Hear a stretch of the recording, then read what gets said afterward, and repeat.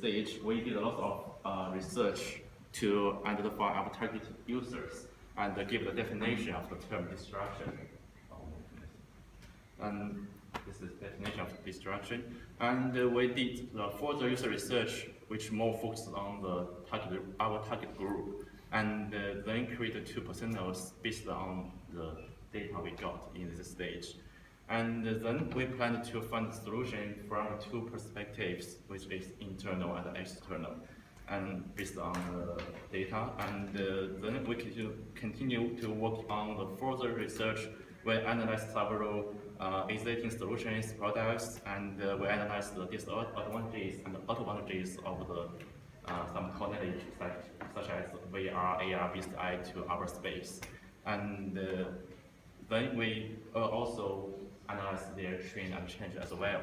And then we give other possible solutions to our space.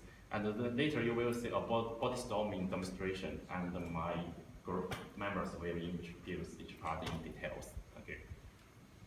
Okay, in terms of the user investigation, we use like 4 methods to conduct it. First, we did some online user research. As you can see, one research shows that after an average of 2 minutes of studying, students will shift their attention to like social media or writing email, and only 65 of their studying time was spent on the schoolwork. And another research indicates that once people get distracted, they will have to spend an average of 23 minutes and 50 seconds in returning to their initial task. And we also observed the students' behavior in like Dorothy Hill Engineering and Social Sciences Library and Social Science Library. The majority of them are quite focused on studying, and most of those who get distracted are viewing like social media, playing cell phones, or talking with their friends. And through observing, we can only identify the distraction with those explicit behaviors, but we can still find the overall rate of those behaviors happened in the Hawking Library are far more less than those in the Social Science Library. And to get a closer look of the user, we interviewed about 10 students with semi-structured open-ended questions to understand their behavior from entering the library till leaving the library, as well as their motivations, goals, and frustrations towards studying. Besides, we also run an online survey to get like such quantified and qualitative data from the users, and we line results were received fast. Okay. Sorry. By analyzing the user data, we came up with a pool of user scenarios, motivations, goals, and 7 metrics of the measurable behaviors. We integrated the various user scenarios and characters and made 2 personas, active learner and passive learner, respectively, due to the distinct characters and the behaviors they have. Okay, first, the active learner. As you can see, they are more active in learning, and they have explicit studying plan, and would be intrinsically motivated because of the joy of self-achievement and knowledge obtaining through studying. And these sets of people are less easy to get distracted, but still sometimes suffer from concentration loss. So most of them are willing to try some technology to help them maintain their concentration. Okay, the passive learner, our primary users, these sets of people have a more negative attitude towards studying, and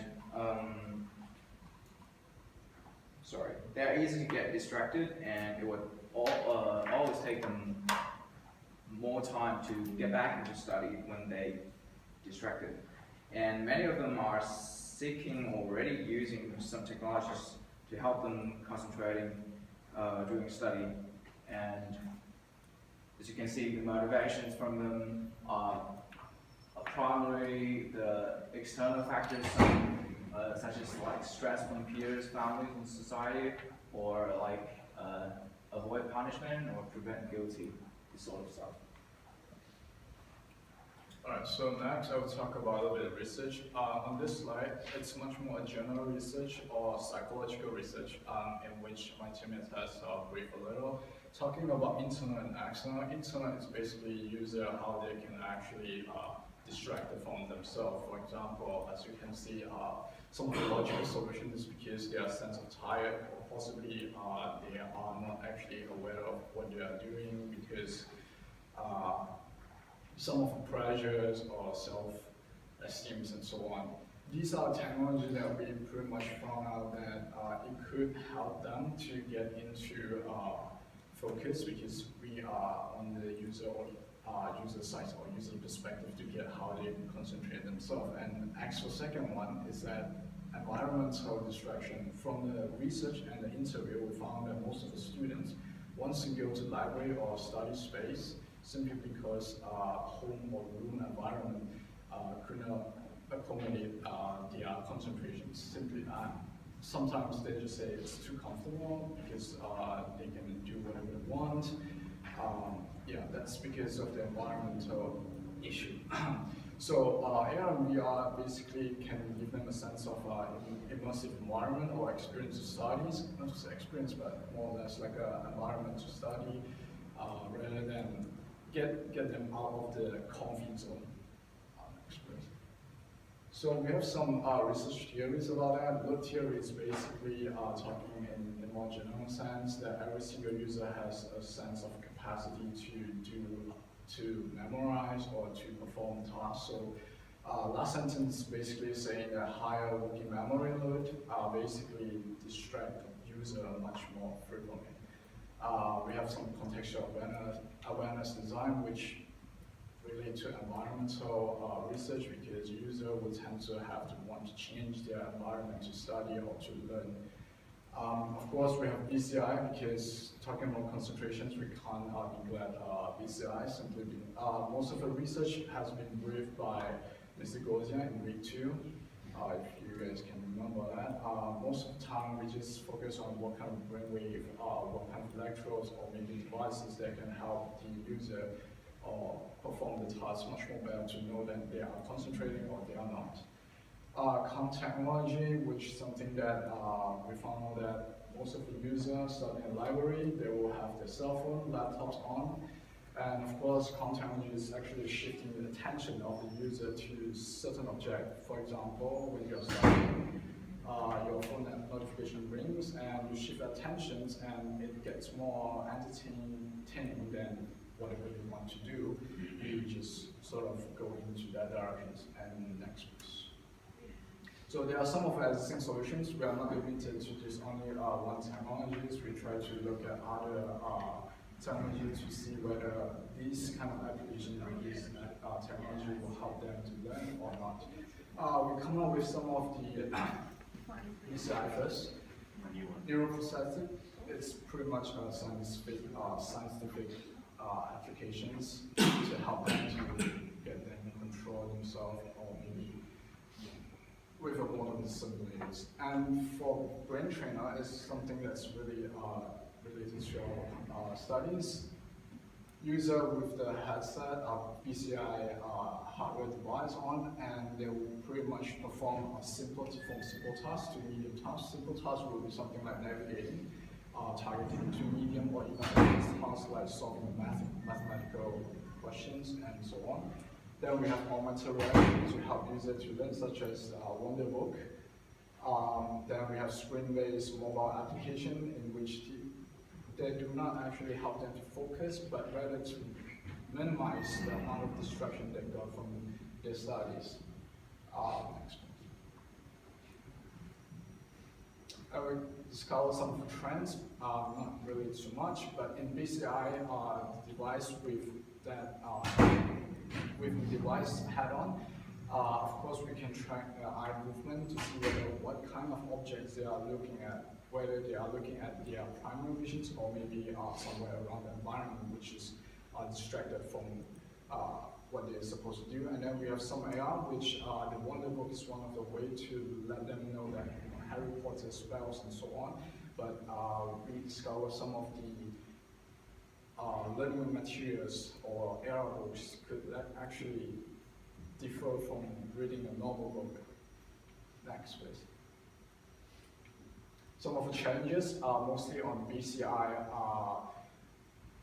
challenges, which some of them is actually external disturbance, interference from environment, tramming the user, and of course some of the usability challenges. In some of scenario limitations, we talk about AR, which some of the user could not really study at home. We try to get a little bit challenge on that, simply because AR is pretty much hazard to study.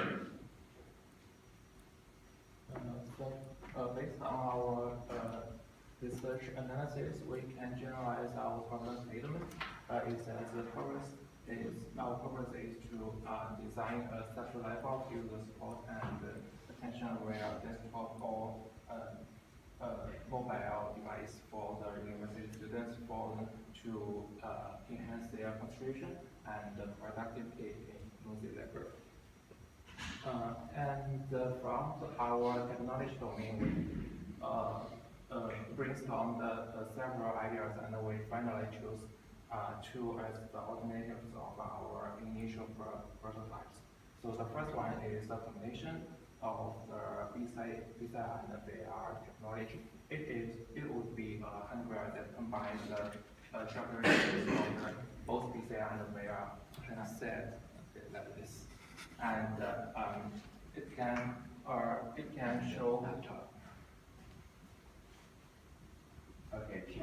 It can show users immersive environment, virtual environment, and also it can detect the user's brain wave at the same time, so that if the user gets distracted and the brain wave detector would be captured such signal and the sensor will create the simulated haptic sense. But if the user not by a camera, and also the virtual environment could also change according to the user interaction, and so that it will remind the user that he is distracting from his work. Yes. Okay. Okay. I'll just do a quick demonstration of that. This is a headset, a normal headset that could detect my brainwaves and detect my concentration level. And when I'm wearing this set, and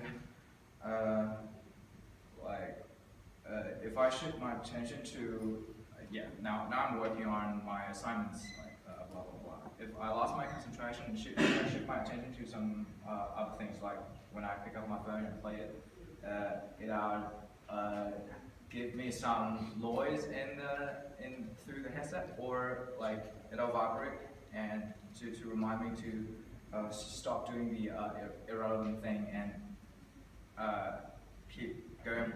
get back to study like this. And the VR aspect we thought of is that we might use like a virtual like hammer stuff to simulate.